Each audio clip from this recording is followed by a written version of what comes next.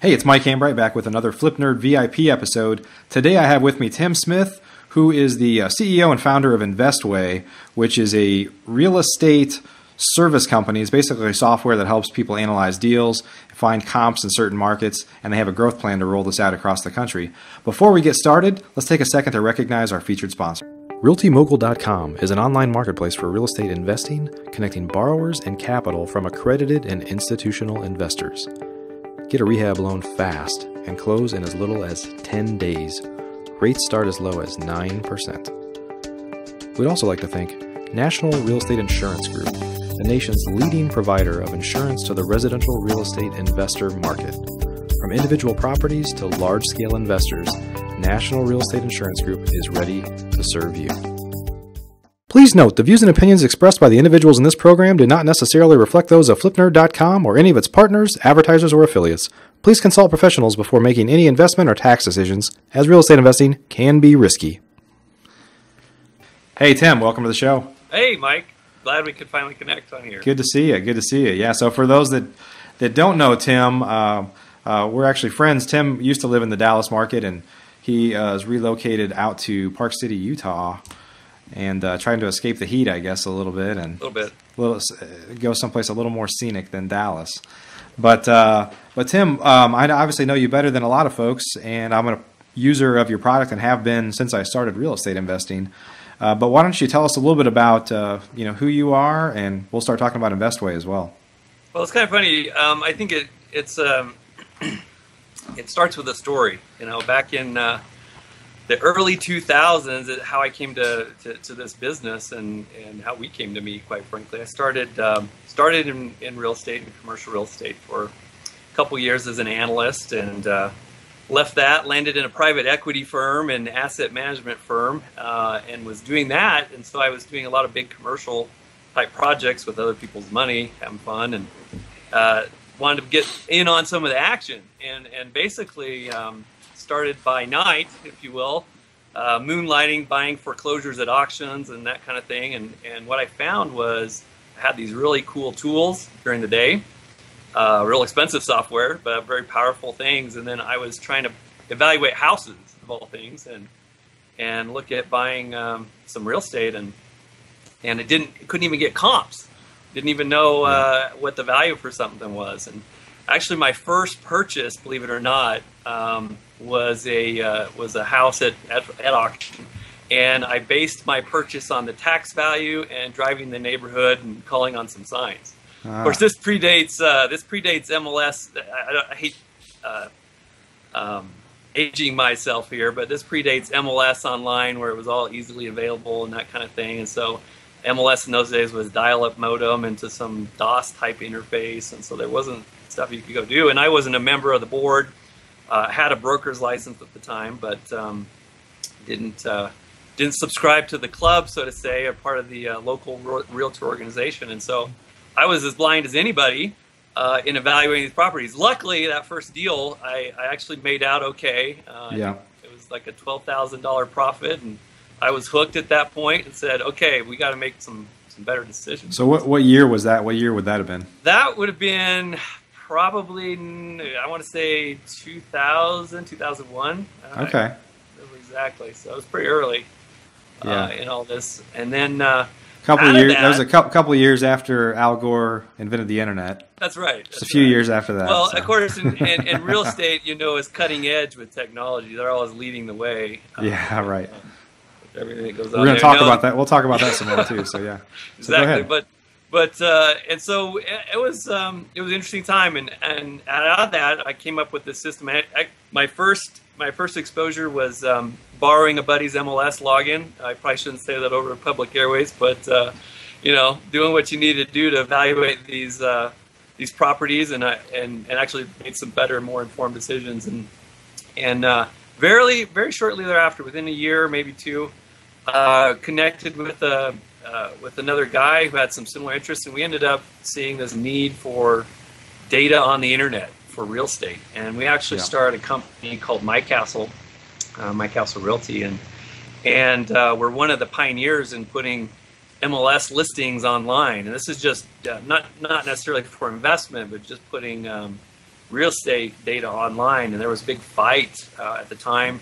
You have the old entrenched school that was fighting to maintain the status quo, and then you had new people like us coming in saying, "Hey, there's a better way to do business." And and so it was fun. It was fun times. We were at that time I was a witness for the Department of Justice in suing antitrust MLSs, and we got nominated by Inman News, our real estate publication organization, for most innovative business model, and so it's kind of cool. I was kind of young, 20-something at the time, and I was sitting on the board, the MLS board for making policy, and I'm some young 20-year-old sitting with a bunch of 50-plus-year-olds. That was interesting discussions. Yeah, and you started a brokerage at that point, right? Yeah, exactly. So we started with typical residential brokerage. Well, it's not typical, but we started a residential brokerage with the idea of doing internet-based brokerage, providing data online, for trying to move the transaction to a lot of online. And out of that, my partner and I had always interest in investing and doing investing on the side. We're still looking and buying properties, and so we made available a part of our company, a division, if you will, to focus on real estate investors and provide a product where they could have similar tools that the real estate agents would have available to them. And that was kind of the first venture into providing, information services for real estate investors, or brokerage services for real estate investors. Yeah. And that was it was something we knew. We knew what people were interested in. We knew what they needed, and so we launched a product before we had one. It was kind of a manual service where someone wanted a comp. We'd have someone sit behind a desk and pull it up and send it out. And we sold that as a service and pumped through a bunch of those. Very quickly, we built some technology to keep up, and that was born. And it did pretty well for a couple of years. And what was that called? What was that called then? That back then it was My Castle, and we had My Castle Investor Services, which was our investment. Right. Okay. And that unfortunately is not a tale of great success, and it didn't sell out publicly or anything. It actually, my partner and I went some different directions, unfortunately, and that got mired down in some fights, if you will, and what the future of the company might be, and then we had some employee and agent challenges, and maybe it was our novice in dealing with the brokerage side of things, but there was a lot coming at us, and ultimately we ended up just closing that business. But out of the ashes of that came Investway, and so basically I launched that service, just focusing on the investors, got rid of all the residential brokerage stuff, and that was in 2007. We launched in the Dallas market, and that's where you and I met. Yep. And that had a great, stellar first year, just growing like crazy, and started opening up a couple other markets, and then 2008 came along and threw a wet towel on the top of that, and kind of slowed down a little bit with our model, and it was either reinvent the model, because the number of people that make this worthwhile just wasn't, not a lot of interest for it, or figure out how to make this work. So we did go through a few years of kind of hibernation, and just kind of kept the service out there and available, but not a lot of continued investment in the product. But that's changed over the last year plus, whereas the markets come back, and I actually, during that period, and a little bit about this, got involved in marketing automation and that side of business. But what's interesting now is I'm coming back into the real estate side of things, and have this vision of building real estate investing automation and taking that kind of to the next level. Yeah. And so with Investway, it's interesting. I guess I subscribed in roughly the summer of 2008, which is when I got started as an investor. And I had the same need that a lot of real estate investors have, is I need access to comps, and not just, real comps, real MLS data. And in most markets across the country still, you have to have access to the MLS, or have a friend that'll help you get your information. That's right. And with a wink or whatever. There's very, very little data that you can get without having access to the MLS other than Investway. Now, I've been fortunate in this market. Obviously, you're growing into new markets and have some pretty bold plans to grow this into additional markets. But the other thing is it's not just MLS data. It's displayed in a way that's very friendly for real estate investors rather than somebody looking for a home for themselves, let's say. So. Right. Yeah, and kind of our tagline, if you will, but really it's kind of our driving vision. We call it find, evaluate, seal the deal. And when we're looking at something, hey, does it make sense to add this, or what do we want to do with this? Does it help an investor find a deal? Does it help them evaluate their deal more effectively? And does it help them take action on it? So they can actually do something to buy this thing, whether that's take a look at it, make an offer on it, whatever. So, and that's it's been interesting because the background we had with My Castle and the different focus with Investway of being completely investor centric. It makes it real easy and much more clear on what the mission is and how we're going to display this information, what we're going to do with it. So So some of the challenges, I just know this, I'll tee this up for you, but some of the challenges that I know you face are getting access to MLS data across the country. Right. Because every MLS is different and you have to get into each one individually, right? Yeah, it is a really challenging. Any model, any brokerage, not just what we do, but any general brokerage, it's challenging enough just getting the data, it does come in different formats. You've got, we don't have, in Dallas, there's not too many oceanfront properties. In Houston, that's a little different story. So the data may be a little different. With global warming, though, that may change. That might change. That's true. Basements is another fun one that we deal with in some areas and others not. But the data is not so tricky as the MLS regulations and rules vary per MLS. And so going into a new area, we've got to make sure we understand the rules. A lot of times our model is not one that people embrace of the typical real estate community. They don't understand it and maybe threatening. But and so we've had I don't think there's an area that we've not gone into, and we're in 3 currently, where we haven't had a nice conversation with the powers that be, questioning what are you doing, how's this working, or here's what's going on. So, we constantly have this battle and between what our investors want and what the MLS, because we use their data, we license their data, will allow us to do. And investors have one need, and the MLS obviously has what they do and don't want with that data. Yeah. And so, our model has had to adapt for that. And so why, in some other businesses, it might be easy to say, hey, this is what the customer wants. Let's just give it to them. We can't always do that. And so sometimes we have to get quite creative in how we go around to, hey, let's really meet the need of what our customer wants, but, be held to all these regulations and kind of standards and what we do. Well, why don't you, before we get any further into this, why don't you kind of explain what Investway is and how it works, and essentially, what's the need that you're solving for real estate investors typically?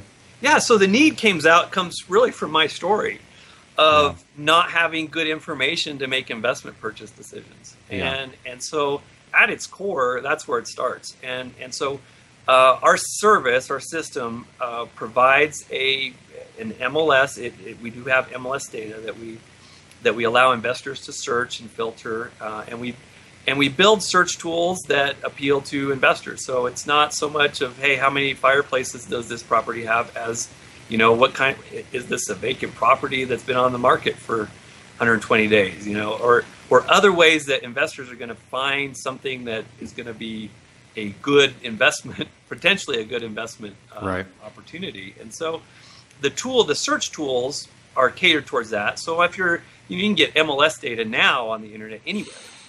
It's everywhere. So that's not the issue. But how do you sort through all that massive data to get to the stuff that you want to spend your time on chasing? That's key. And then once you're looking at something that looks interesting, how can you quickly know if you need to take it to the next action? And so really, it starts with armchair. We kind of like it armchair investing, where you can either sit behind your computer, look at properties, get a good idea of what you need to go look at, and have a good idea of what is good opportunities before you start up the car and go drive neighborhoods. So Right. that's kind of the first goal. And certainly with real estate investing, you're going to want to look at the property at some point, and look at what's going to need for repairs and that kind of thing. And you can't, that's a part of the business you just can't do online. There's just not the information reliably enough to make those decisions.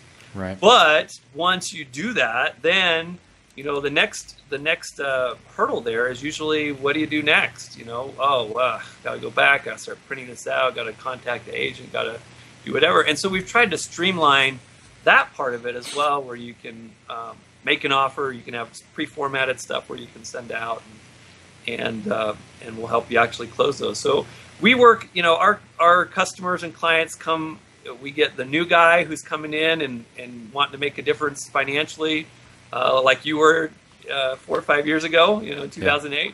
Yeah. And then we've had people on here now that I've been working with for 13 years that are still on our system, that have been around. It's a real tool that investors use day to day in their investing. It's not a scheme with a lot of fluff and feathers of hey, this is going to change your life. It's just a really hardcore tool that can help you get to the information you want to make. Yeah, I know you're continually building more functionality. I know there's some folks that are, so specifically you're pulling in MLS data, so trying to help folks find deals on the MLS. Right. For me, actually, that's not what I do. I've bought nearly 300 houses. I bought 3 or 4 off the MLS. We're usually dealing with sellers that are contacting us because of the advertising I do and things. But we use them to evaluate comps, and I think one of the cool features of, I remember it was one of those there has to be a better way moments when I first started. This is before when we were just trying to get started in real estate, had no idea what we were doing. And we had kind of found a broker, I don't think he was a broker, he was an agent, that we thought would be helpful. And, we would ask for comps, and he'd say, I'll get them to you by tomorrow morning. And we're like, no, I need comps like right now. Like, what can you do in 1 minute? Right. And that was, the realization that we had to find. Well, 2 things happened. One, my wife became an agent so we could get access to whatever we needed and not have to have somebody else in our way. But 2 was we started using Investway. And in fact, even though my wife has been an agent since the very beginning, we still actually use Investway, even though we have access to the MLS directly. For all these years, we've paid a subscription price. So I think you at least owe me a beer, Tim, when we see each other again, at least. But but wait. How many deals have you been able to buy because you were quicker? Yeah, well, the great thing about it is it's a very user-friendly format for real estate investors. But the cool thing about it is, and the way everybody probably uses it a little bit differently, you effectively order. I'm doing a commercial for you here. What's going on? You effectively order your comp. So I can put in an address and do a search, just like you're doing a Google search. And I can filter it if I want to, and I order a report. It immediately emails it to me. And I'm not a one-man shop. I have a team. I have admins. I have salespeople and things like that. So we have it go to a distribution list. So effectively, everybody on my team can get it and access that information without us having to come to me and me to email it on to other people and somebody to say, I didn't get it. Can you send it again? And all that rigmarole. We have it set up so that our entire team can order comps and get access to comps when they're ordered, or one person can order them and just tell the other person it's on its way. So I think that format of being able to just receive a link effectively and click on it from a mobile device, or 5 years ago we were toting around big thick laptops with like a Wi-Fi card trying to get online, and now we're rolling around in iPads and stuff. So just the functionality of it from a real estate investor perspective, to be able to see proximity to a specific house for us is something that the MLS hasn't been able to do. Right. Yeah, and it surprises. I mean, with the resources those MLSs have, how clunky sometimes their systems are, and it's one of those things where technology, good technology is about making things simpler and easier to use. And I'm just shocked sometimes these organizations take so long to make it more useful. And I guess that's where the opportunity for entrepreneurs lies in, where That's right. you jump in and make a better mousetrap, so to say, and there are people that appreciate that. So yeah. Well, tell us a little bit about just generally speaking with, not just MLSs. I know that's primarily who you're dealing with, but there's also tax appraisal offices and stuff like that. They all operate differently. They all have different technology. right. Most of them don't feel the pain to improve. So what they have now is okay. Yeah. So, but I know part of the challenge of growing your business is getting access into different MLSs and helping them understand why you're trying to use their data and how you're going to use it and maybe how it'll benefit them. Talk a little bit about some of the challenges of tapping into those different markets. And we should say, so right now tell us the markets that you're in right now. Sure. Yeah, we're in 2 markets in Texas, in Dallas and the greater Houston area. Yeah. And those comprise many counties, I think probably 60, 70 counties between the 2 of them in Texas. And then we're also in Indianapolis, around and several counties around there. So those are the areas we're in right now. So as far as getting into an area, originally we've refined our business model through the years.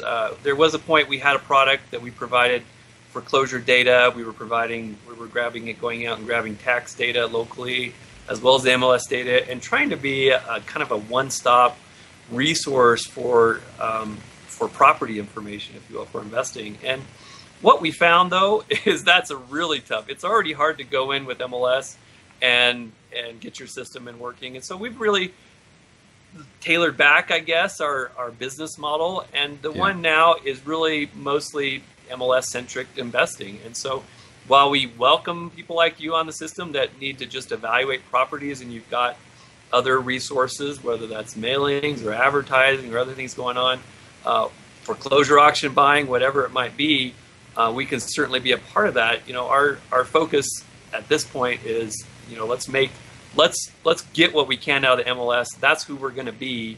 Yeah. And then what the other service providers, the other information providers out there, we can still work with and integrate to some degree, our systems as an investor, which you might use there.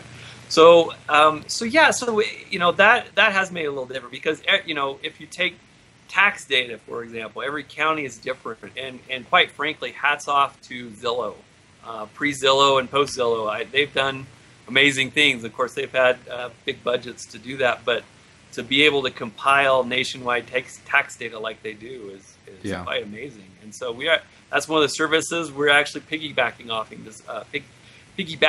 of to some degree, because it makes it easier for us to pull down some of the text data, at least in a general sense, to get information about property that we might not know anything about. Right. But yeah, so those are challenging. And then depending on what the foreclosure market was another. That's where I kind of grew my roots, right, in this business, was buying at auction, and those vary per state dramatically in requirements and where the data sources might be. And so what we found is, if we want to grow, let's define what our product is, what we can grow, and go after that need and do it real well. We're not going to be everything to everybody, and actually we have no desire anymore to try and do that.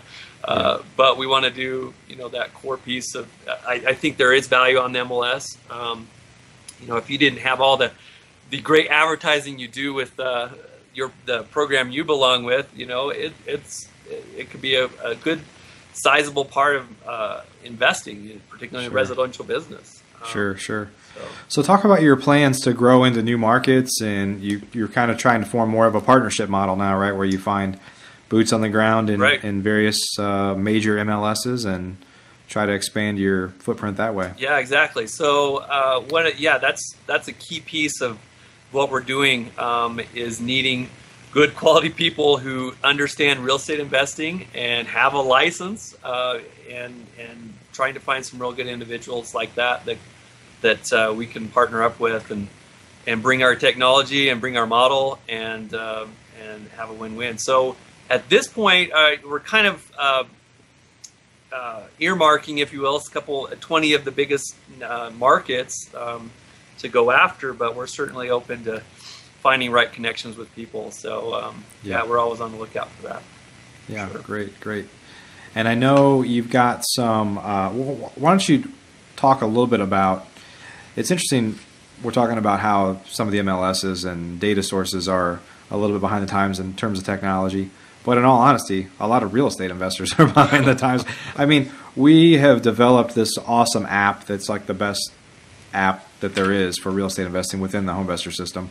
And there's people that are like, come in and they're like caveman with laser gun. They don't know how to quite use it yet. So there's also a learning curve or a technology curve for end users as well that you have to kind of be cautious of not being too far ahead of people that just don't know what to do with it. So right, and that's a challenge, and it's a fine line. And someone like us that's an app provider where we're providing our application, it's tricky. I'll give you a couple examples. We rolled out one of our newer interfaces to Investway in the fall, and while that was mostly greatly well received, and now it was mobile friendly, you could do it on your phone or your iPad quite easily.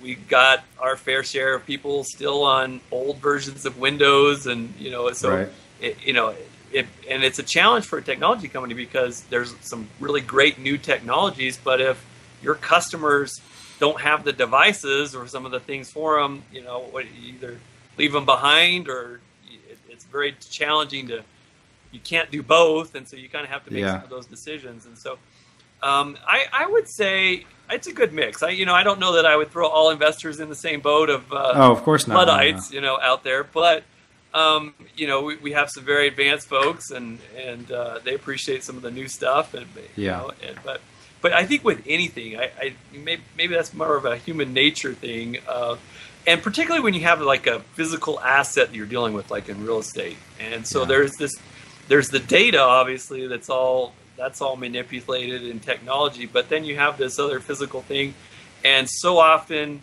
the way you paint a house is still the way you paint a house, and you're dealing with tech that doesn't change and evolve very quickly. Right. So I think maybe some of those processes and things that we're used to not changing very quickly, maybe that can help some of the mentality to slow down a little bit.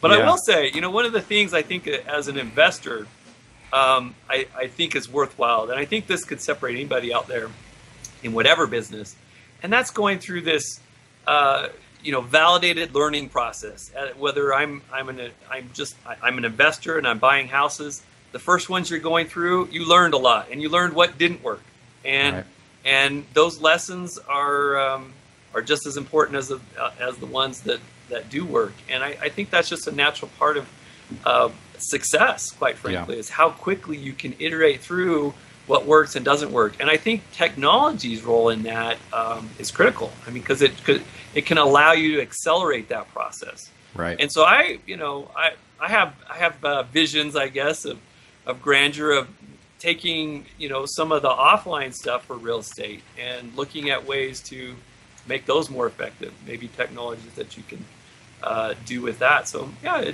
think there's a lot of opportunity out there, and those that are willing to pony up and learn a little bit and feel out new technologies like that are much more ahead. I've talked about it a lot in interviews on the Flip Nerd Show lately, and just outside of that, about how for a lot of folks for a lot of years, the big opportunity has been just how fragmented this industry is, and how fragmented the data and information is to make decisions. And there's definitely a movement, maybe behind other industries, but a movement to consolidate information and to make your time to making a decision much more quickly. And unless you kind of adopt, and you could say this for probably every industry, unless you can adopt to using new technologies, you're just going to get left behind. So Peter Drucker, I think, said change is risky, but not to change is riskier. So so it's one of those things. I absolutely agree. I think there's So I know you've got some other things that are on the horizon, but you're not prepared to talk to them about. So we'll let everybody know. You have to keep that on the hush hush. Yeah. Well, I won't tell anybody. But when it comes out, I'll tell everybody for you. So, But yeah, we'll have links below to get to investway.com. It's a subscription model, and folks can learn more about it. And if they're interested in, partnership opportunities, do you have any links on the site for that, or how do they get there? I believe there are. So if you can go down where there's partners and affiliates and just contact us that way. But yeah, we'd be tickled to hear what you're doing in your local area and talk further to see if there's some opportunities for us both. And do you still have a trial period on the on investor.com? We do, yeah. So you can jump on there, particularly if you're in one of our markets that we currently cover. Definitely jump on there. It's interesting though. We get in the markets we've done in Texas, usually always, and even in Indiana, we do get investors from all over. Those seem to still be good investment locations. So we from coast to coast, we'll still get people. Yeah, even if somebody's outside the area and they're interested in partnership opportunities, maybe they could just pretend like they're in Houston or Dallas or Indianapolis for a week and there you go. Try them out, try it out. So awesome. Well, hey Tim, I really appreciate you being on today, sharing some of your insights. Yeah. Good to see you. Yeah, good to see you again. Thanks for the patience. I know you and I were trying to connect here for a couple months. So. Well, hey, when you have a skiing incident and tear your ACL and stuff, what am I going to say? I got to be patient, right? So, anyway, hey, thanks for being on. Appreciate your info, and for those that are interested, check out investway.com. We'll have links down below the video. And Tim, we'll see you around. Okay. All right, take care. Are you a member of FlipNerd.com, the most robust real estate investing platform in existence, where you can find off-market wholesale deals and great vendors literally in your market? You can get access to advice from experts and learn about local clubs and events right in your backyard. If not, please visit FlipNerd.com and register for a free account. You can register in less than a minute. It's pretty much the coolest site that's ever existed in the real estate investing industry, so get on over to FlipNerd.com.